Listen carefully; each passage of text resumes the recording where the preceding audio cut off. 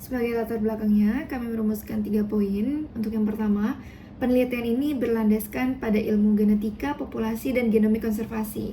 Untuk yang kedua, keanekaragaman genetik ini adalah faktor krusial yang memungkinkan suatu spesies bisa beradaptasi terhadap perubahan lingkungan.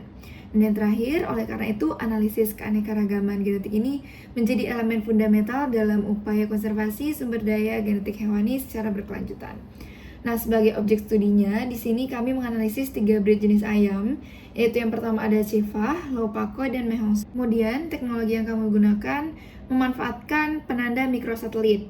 Nah, penanda mikrosatelit ini dipilih karena sifatnya sangat polimorfik atau memiliki banyak sekali variasi, menjadikannya alat yang ideal untuk yang pertama mengidentifikasi individu, kemudian menentukan hubungan kekerabatan antar individu, dan juga mengevaluasi struktur populasi genetiknya.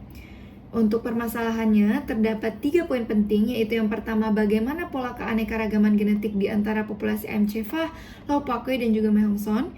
Yang kedua, penanda mikrosatelit mana yang paling signifikan dalam menjelaskan variasi genetik antar breednya. Dan yang terakhir, bagaimana hubungan kekerabatan genetik antar individu dan antar breed, dan apakah sesuai dengan klasifikasi yang ada. Kemudian kami juga merumuskan 3 tujuan utama. Tujuan yang pertama itu menganalisis struktur populasi dan keanekaragaman genetik ketiga breed ayam. Yang kedua, mengidentifikasi penanda genetik kunci yang informatif untuk diferensiasi breed. Dan yang terakhir, menyediakan dasar ilmiah yang kuat untuk mendukung program pemulihan selektif dan juga upaya konservasi genetiknya. Secara singkat, analisis ini dilakukan melalui 5 tahapan. Yang pertama ada pra-pemrosesan data. Di sini menggabungkan dan menstandarisasi data genetik dari 3 breed untuk memastikan analisis yang konsisten. Yang kedua, analisis jarak genetik untuk menghitung jarak genetik atau Euclidean antar sampel dan juga memvisualisasikannya dalam heat map untuk melihat pola kedekatannya. Yang ketiga, reduksi dimensi atau PCA. Di sini mereduksi data menjadi 2 komponen utama, yaitu PC1 dan PC2 untuk memvisualisasikan struktur populasi dalam plot 2 dimensi. Langkah yang keempat, clustering dan evaluasi. Di sini mengelompokkan sampel menjadi 3 klaster genetik dengan key means. Kualitas cluster diukur menggunakan silhouette score dan juga WCSS. Kemudian langkah terakhir yaitu pohon filogenetik. Di sini membangun dendrogram dengan clustering hierarkis atau metode Ward untuk memvisualisasikan hubungan kekerabatan. Untuk selanjutnya, tahapan lengkapnya akan dijelaskan oleh rekan saya. Dan saya ingin menjelaskan secara singkat metode dan algoritma yang digunakan dalam program kami. Jadi pertama kita melakukan import dan install. Kemudian kita melakukan input dengan menggunakan mendownload dataset pada Google Drive. Nah, ini datasetnya disimpan pada masing-masing untuk masing-masing breed ayam. Kemudian ini kronologi isinya. Ini ada data preprocessing. Dalam data preprocessing kita melakukan penggabungan antara ketiga dataset agar bisa diproses bersamaan. Kemudian kita melakukan dengan menambahkan label breed. Kemudian kita juga memiliki ID sample. Kemudian dengan melihat common columns atau common marker yang ada, kita membuat sampel untuk masing-masing dan kita gabungkan menjadi data frame 1. Dan data frame ini kemudian kita standarisasi, normalisasi dengan standar scalar dan kurang lebih isinya seperti ini. Selanjutnya kita membuat genetic distance matrix yang sebenarnya tidak dibutuhkan untuk PCA dan phylogenetic tree karena pada library-nya sudah dilakukan langsung. Namun jika dilakukan manual sebenarnya ada genetic distance matrix ini, yaitu melihat korelasi antar marker-marker dan bisa dilihat di sini yang semakin merah semakin besar korelasinya dan semakin biru semakin tidak berkorelasi. Kemudian dimensionality reduction menggunakan PCA primary component, dan primary component ini kita dimensionality reduction menjadi 2, di mana dia itu akan melihat marker-marker apa sih yang paling berkontribusi terbesar untuk melihat perbedaan antar breed, dan dia itu akan menggunakan bobot tertentu. Misalnya PC1 itu adalah terdiri dari atribut 1, 2, 3, 4 dengan bobot 0,3, 0,4 dan lain-lain.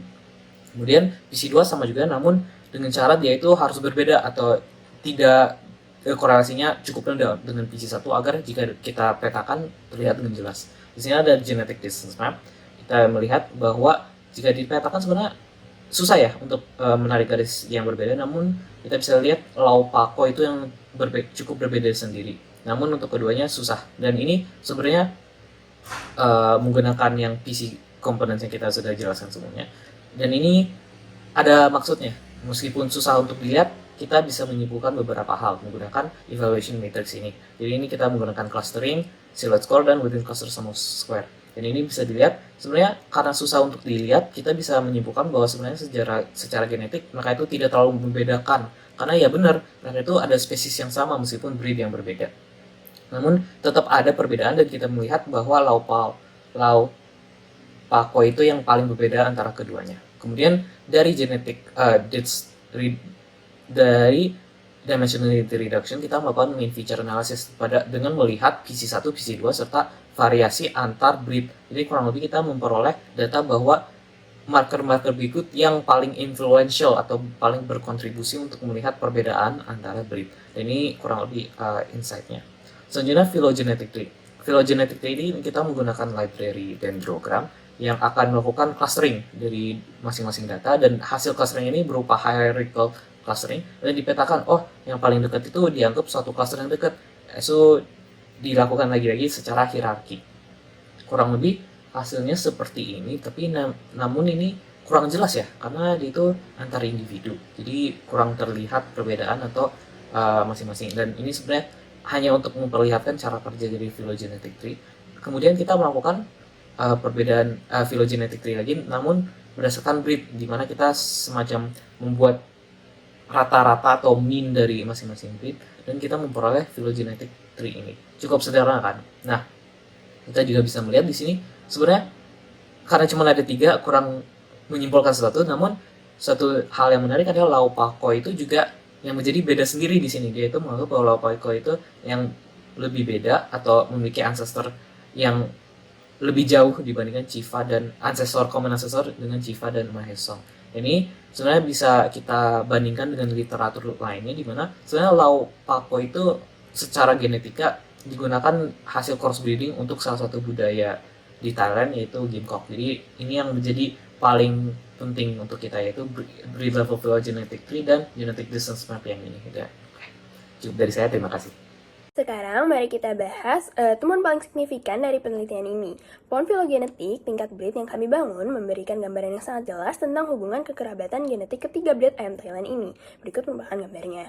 Hasil menunjukkan bahwa breed Lau Pakoi adalah yang paling berbeda secara genetik karena memisahkan diri lebih dahulu dari kedua breed lainnya. Sementara itu, Chifa dan Mei Hongson menunjukkan hubungan genetik yang jauh lebih dekat, terbukti dari posisinya dalam satu klaster yang sama.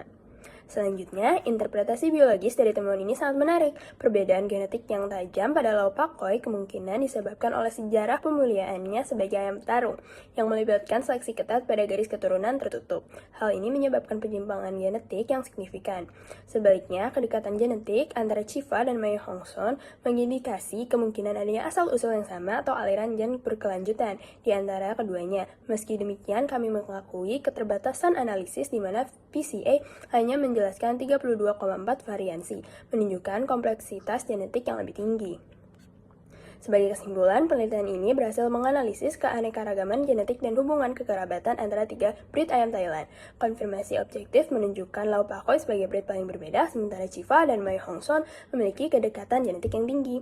Yang tidak kalah penting, kami berhasil mengidentifikasi pendana mikrosatelit kunci seperti LEI 019-2A, MCW 0216A, dan MCW 010-4A sebagai kontributor signifikan variasi genetik antar breed. Identifikasi ini menyediakan alat berharga untuk program pemuliaan, selektif, dan konservasi masa depan. Untuk penelitian lanjutan, kami merekomendasikan penggunaan penanda resolusi tinggi seperti SNP, integrasi data fenotipik, dan perluasan ke lebih banyak breed di Asia Tenggara untuk gambaran genetik regional yang komprehensif.